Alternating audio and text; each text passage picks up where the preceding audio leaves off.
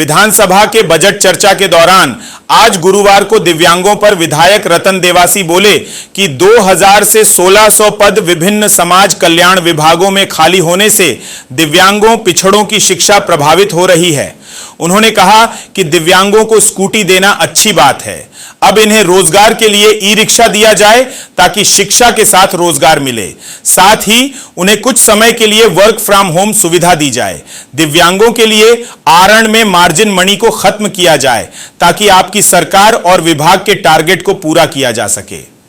माननीय सभापति महोदय, विशेष योगजन की दो बातें कहकर मेरी बात समाप्त करूंगा। विशेष योगजन में हम उनको लाभान्वित करना चाहते हैं। मेरा मंत्री महोदय से 2 निवेदन है उनके बारे में। हम उनको स्कूटी की योजना से लाभान्वित करते हैं, वो ठीक बात है, और स्कूटी उनको देते हैं।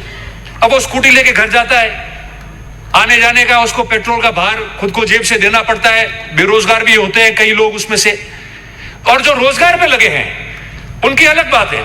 मेरे 2 निवेदन है उनके लिए आपसे। पहला निवेदन कि जो ये विशेष योगजन है जिनको स्कूटी दे रहे, उसकी जगह आप उनको ई रिक्शा का प्रावधान करो। अगर वो मुख्यालय पे आया है और अपने घर या गांव वापस जा रहा है तो वो इस रिक्शा के माध्यम से जाए और उसके अंदर वो सवारी भी लेके जा सकता है, तो उनको घर छोड़ सकता है, उसको रोजगार की आमदनी हो जाएगी।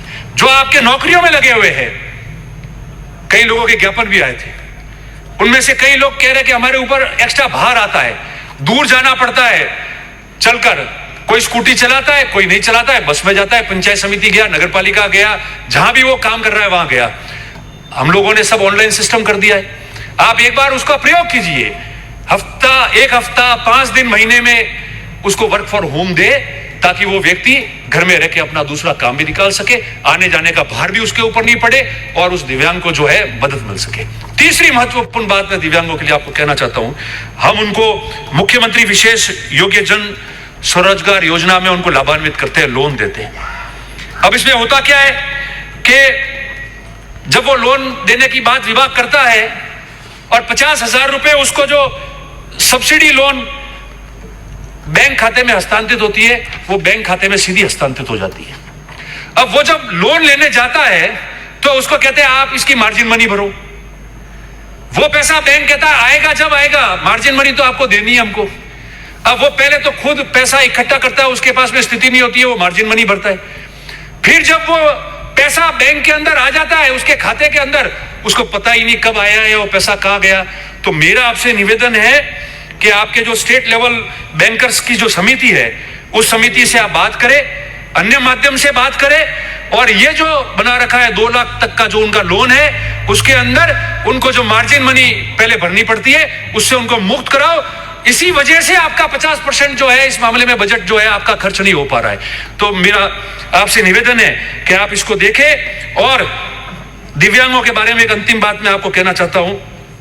आपकी RPWD का एक्ट है मंत्री महोदय, उस एक्ट के अंदर 92(1) और 92(2) का प्रोविजन है।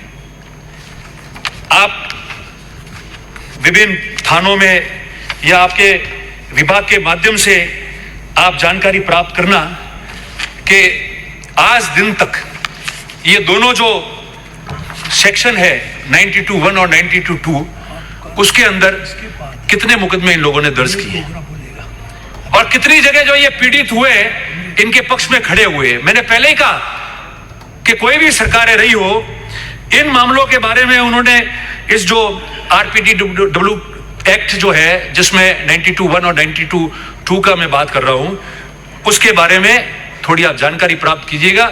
आपको ध्यान में आ जाएगा कि वास्तविकता क्या है। और जो निजी शिक्षण संस्था हुए, उनमें ऐसे मामलों में कौन कार्रवाई करता है? आयुक्तालय करेगा या निदेशालय करेगा?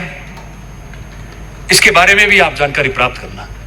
तो ये जो वर्ग है, इसकी मदद में सच्चे रूप से जो है हम लोग खड़े हो पाएंगे।